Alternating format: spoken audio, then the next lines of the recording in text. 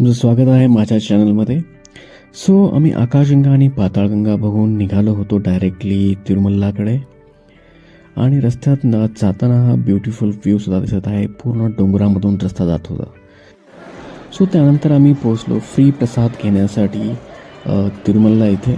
So Tirupati आणि तिरुमल्ला एकच आहेत, तर तिथे जेवणाचं कधीच काही प्रॉब्लेम येत नाही, कारण तिथे फ्री भोजनालय असतात.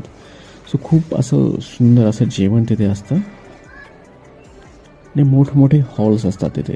गर्दी पण खूप असते, सो तुम्हाला वाट तर बघावं लागत नाही आहे, पण ऑलमोस्ट खूप सारे मोठमोठे हॉल्समध्ये अराऊंड 200-300 माणसं जेवत असतात. सो आम्हाला राईस, शिरा आणि 2 वरण आणि भात असं 3 प्रकारचं जेवण आम्हाला त्यांनी वाढलं होतं. सो खूप असं टेस्टी जेवण होतं ते.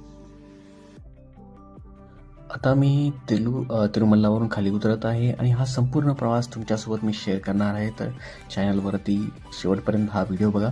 आजचा रस्ता खूप सुंदर आहे. दोन्ही बाजूनी डोंगर, झाडं, थंड हवा आणि शांत वातावरण आहे. जाताना तुम्ही पाहू शकता हा रस्ता वळणावळणाचा आहे पूर्ण, पण निसर्ग खूप मनमोहक आहे. असं वाटतं की सगळा थकवा निघून गेला आहे. आणि मित्रांनो, आता रस्त्यात मला एक खूपच सुंदर हनुमानजीची मूर्ती दिसत आहे. इथे थांबून थोडं दर्शन घेऊन आम्ही पुढे निघणार आहोत. अशा ठिकाणी आल्यानंतर आपोआप मन शांत होतं आणि एक वेगळीच ऊर्जा मिळते.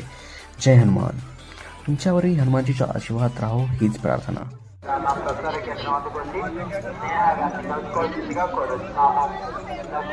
सो मी पहिल्यांदाच एवढी मोठी खारुताई बघितली होती.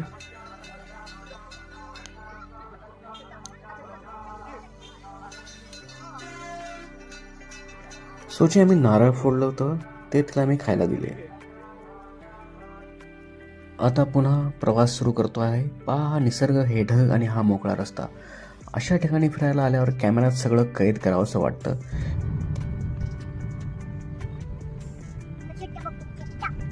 सो माझा भाऊ बालाजी गाडी चालवत आहे.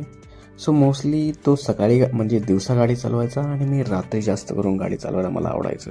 सो मी मोस्टली त्याला सकाळीच गाडी चालवायला द्यायचो. सो प्रवासामध्ये कमीत कमी 2 ड्रायव्हर तरी म्हणजे गाडी चालवणारे तरी पाहिजेत. वरना एकट्याला इतका प्रवास करणं खूप अवघड जातं. मित्रांनो, तुम्हालाही असं वाटत असेल की निसर्गात वेळ घालवावा तरी नक्की कमेंटमध्ये सांगा. हा व्लॉग तुम्हाला आवडला असेल तर लाईक करा, शेअर करा आणि चॅनलला सबस्क्राईब करायला विसरू नका.